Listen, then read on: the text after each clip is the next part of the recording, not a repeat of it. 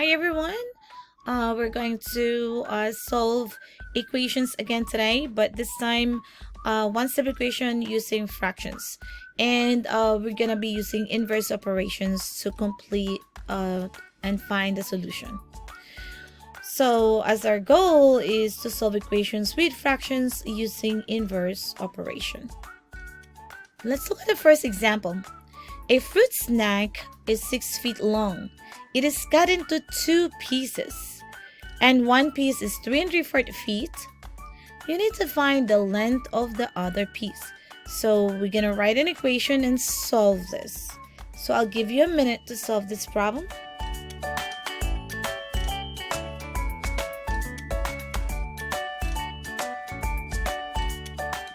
So again, thinking ahead, look at the picture. We have a little picture here.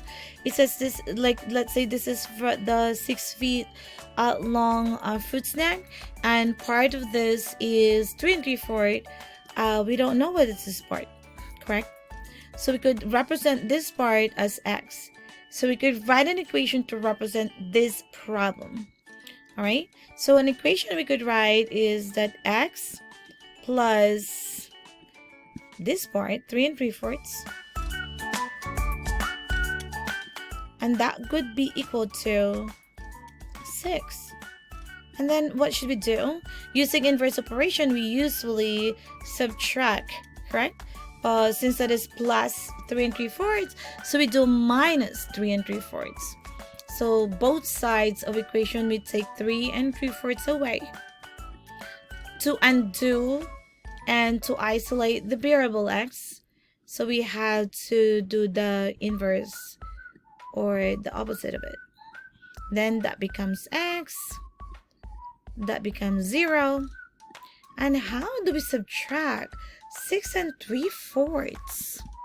So it's easier for us to solve this. I'm gonna rewrite this. 6 minus 3 3/4. There are many ways of doing this, so guys. So I saw in one of your answer that you change 6 into 5 4/4. Okay, so we could change this 6 into 5 4/4. That is one way of doing this. Okay, so we're trying to figure out what is the denominator. I could divide it with 3/4 on the other side. So they're going to be 3 3/4. Okay. So now it's easier for us to solve it because now we could just do 5 minus 3. That gives us 2. And then 4/4 minus 3/4. That gives us 1/4. So what is this 2 1/4 now? We could just say that that is the length of the other side of that candy that is 6 feet long, if the other side is 3 3/4. So we're gonna have 2 1/4 feet. Another way to solve this problem is just by changing the improper fraction, the mixed number into improper fractions, and to make their denominators the same. So we still go back to that idea that it is minus 3 3/4, and then minus 3 3/4, right? It's still the same thing, and we're still gonna end up with x equals 6 minus 3 3/4. Usually we want to change the everything to be, every number to be the same with denominators. So let's change 6 to be 6/1, and then we'll change 3 3/4 into 12, 13, 14, 15, 12. 3 times 4 is 12, plus 3 is 15. So they're gonna be 15/4. We could only add or subtract when the denominators are the same. So let's make the denominators the same. How are we gonna do that? So since it is 1 and 4, the LCD, or the lowest common denominator, is 4, but we could just multiply this by 4 so that I could have 4. But if you do that, you have to do it to the numerator too. right? You multiply that. So and then that becomes 24 over 4. And then that becomes 15 over 4. And how much is 24 minus 15 will be? So that we're going to end up with 9 over 4. And we know that 9 over 4 is, we could get 2 fourths. And 9 divided by 4, then 2 times 4 is 8. So we could have 1/4 as our remainder. And since my, oh, it still fit. We could still label them in feet.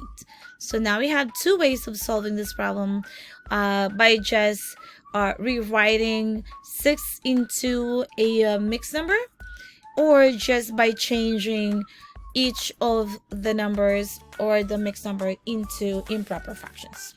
Okay, so that's question number 1. Let's try question number 2. Here's question number 2. We get 3/8n equals 3/4. I usually like to use ratio proportion, so let's start with that strategy. So I could rewrite 3/8n as 3n over 8 equals 3/4, right? So with that, as after I rewrite that, we could really work as ratio proportion, so we could just cross multiply. I could cross multiply 3n and 4. So 3n times 4, that gives me 12n. And then I could cross multiply 8 and 3. That gives us 24. Right? Then we divide both sides by 12. We divide both sides by 12. So now n, that gives us 2. There's no units of measure, so that's it. N equals 2. The other strategy that Savas is introducing is doing the inverse operation, because that's what it says, right? Inverse operation. So in this case, I'm gonna rewrite it here so it will not be crazy. 3/8n equals 3/4. So it becomes like the coefficient of a variable here is 3/8. So what number I should multiply to 3/8 that I will get only 1n, because we're gonna be isolating the variable and it means we're just gonna create 1n. So what we're gonna do with that? So in that case, I could multiply this with reciprocal. 3/8 times its reciprocal is 1. That's what I'm trying to say. I don't know why science say that. So 8 over 3 times 3/8. 8 over 3 times 3/8, or 3/8 times 8 over 3 is equals to 1. Since I multiplied that with 8 over 3, I could multiply this with 8 over 3. With that said, 8 times 3 is 24. 3 times 8 is 24. What remains here in this case is n. And here, 3 times 8, that gives me 24. That's numerator to numerator, and then denominator to denominator is 12, because that's 4 times 3. So therefore, I could end up with the answer of 2. And there are other different ways of solving this problem, but these are the 2 basic ways of how you do them. Okay? Alright, got question, just put them in your comment. Next question to tackle with. Here's the next question, and this was the last question that we could review it before you go to your task. So 5 over 9, why? So 5 over 9 is your coefficient again, equals 25. So I usually love to rewrite this into proportion, especially if it's fraction. It's easier for me to solve it, and I hope you like it that way too. So I just erased the word 4y so that you're not gonna be confused. So let's start with rewriting this as 5y over 9 equals 25. Since it's a whole number, it usually have a denominator of 1. I will always have denominator of 1, all whole numbers. Yes. So 25 over 1. Then I could do my cross product, right? I cross multiply 5 times y. That gives me 5y. And then 25 times 9, that is 225. Correct? I hope I'm right. And then we divide both sides by 5. And using your magical tool, an answer will be what? 45.